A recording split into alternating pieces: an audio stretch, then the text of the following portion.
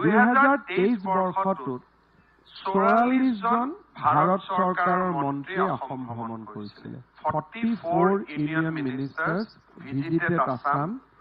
আৰু কিছুমান মন্ত্ৰীয়ে দুবাৰ তিনিবাৰকৈ ভ্ৰমণ কৰাৰ কাৰণে টোটেল চেন্ট্ৰেল মিনিষ্টাৰৰ ভিজিট আছিলে 2023 চনত 177।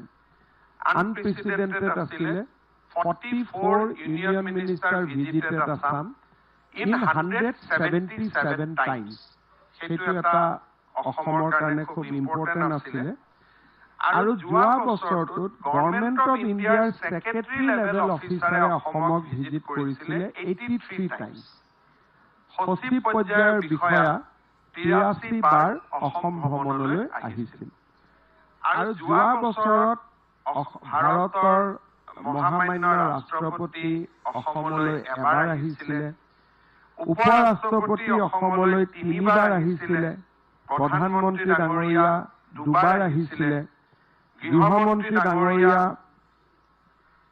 তেখেতে 4 বাৰ অসম ভ্ৰমণলৈ আহিছিলে, বিত্তমন্ত্ৰী ডাঙৰীয়া এবাৰ অসম ভ্ৰমণত আহিছিলে, ডিফেন্স মিনিষ্টাৰ তেখেতে এবাৰ যোৱাকালিও তেওঁ আহিছিলে, 2 বাৰ অসম ভ্ৰমণলৈ আহিছিলে, নীতিন গাডকাৰী ডাঙৰীয়া তেখেত 2 বাৰ অসম ভ্ৰমণলৈ আহিছিলে, আৰু লোকসভাৰ অধ্যক্ষ এবাৰ অসম ভ্ৰমণলৈ আহিছিলে।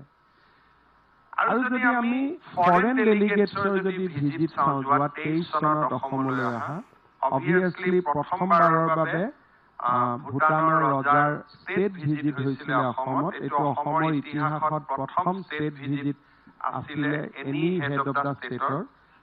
সেইটো আমাৰ কাৰণে খুব এটা ডাঙৰ এটা দিশ আছিলে।